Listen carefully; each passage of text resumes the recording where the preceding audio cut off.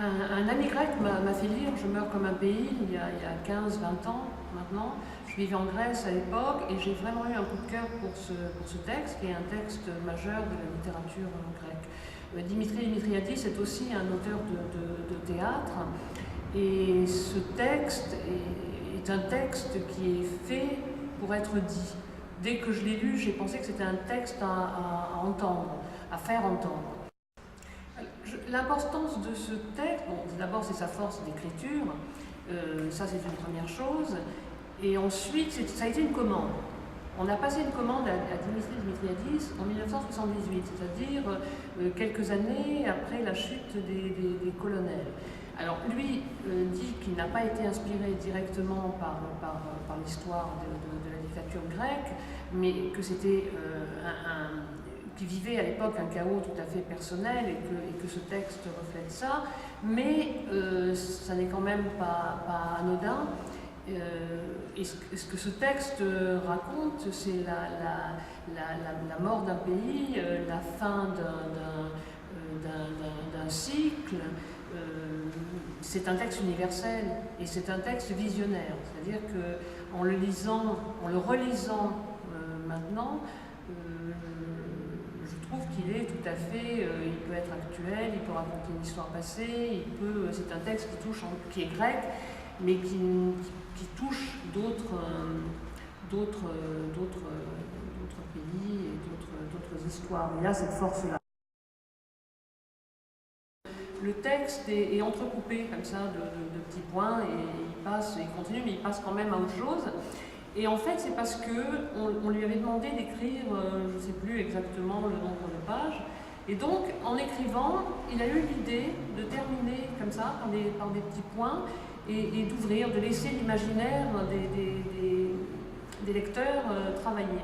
Et ça, moi j'aime beaucoup ça, j'aime beaucoup cette histoire en fait. Et je pense que quand je montre ces textes, ils ne sont pas des textes de théâtre au théâtre. En général, ce sont quand même des textes qui ont un certain lyrisme, qui sont faits pour être écoutés, dits, qui ne sont pas dans l'action. Ce ne sont pas des textes psychologiques ou qui racontent des choses.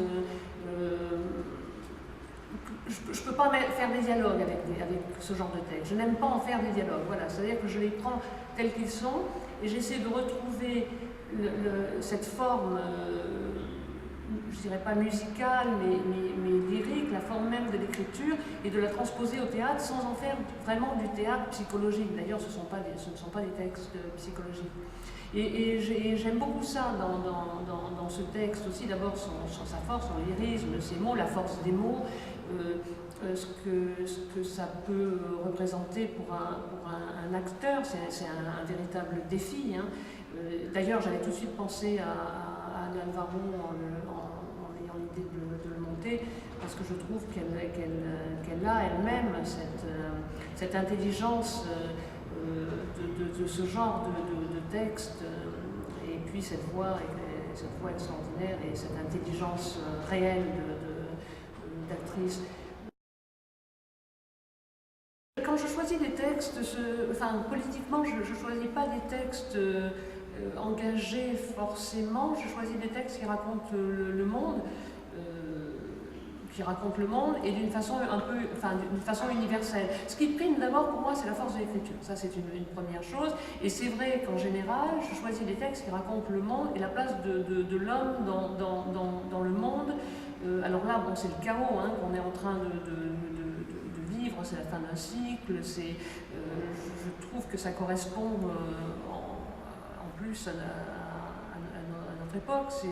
C'est sûr que j'aime raconter l'histoire, mais je ne pars pas de l'idée d'un texte engagé politiquement. C'est la force du texte et ce qu'il raconte et ce qu'il raconte des hommes dans le monde. Alors ce texte, je l'ai toujours imaginé dans un no man's land.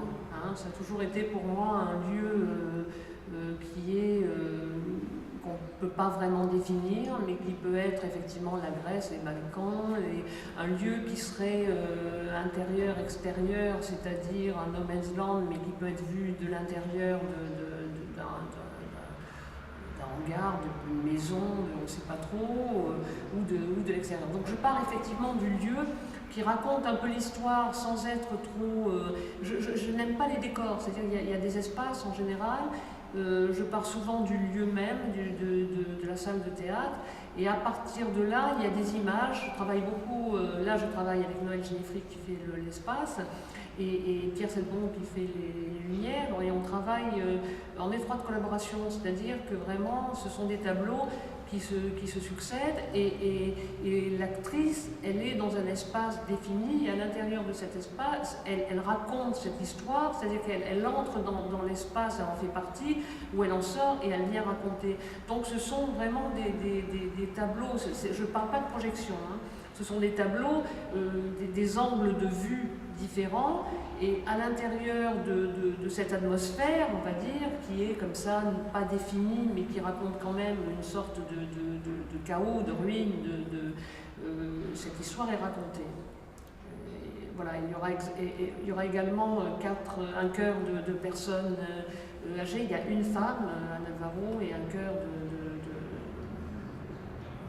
personnes, d'hommes âgés, qui sont là, qui font partie du tableau, qui n'auront pas de texte, mais je pars effectivement d'un univers et d'un lieu, sinon je n'imagine pas le spectacle. C'est-à-dire que c'est le lieu, l'atmosphère, les éclairages qui vont me permettre de diriger une actrice ou